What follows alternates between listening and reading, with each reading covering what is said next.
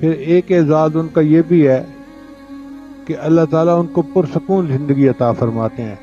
ला खौफुन अलैहिम वला हुम यहज़नून।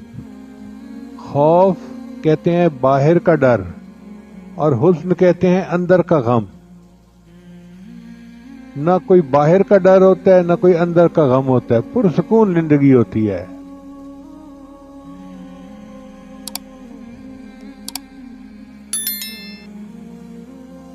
बाज़ उलमा ने खौफ और हुज़्न में फ़र्क ये किया कि खौफ कहते हैं अल फ़िक्रतु अला मा आत, किसी आने वाली परेशानी उसके ऊपर बंदे को खौफ होना, इसको खौफ कहते हैं। और हुज़्न कहते हैं अल हसरतु अला मा फात, जो हो गया उसके ऊपर हसरत। उनको ना हसरत होती है ना खौफ होता है।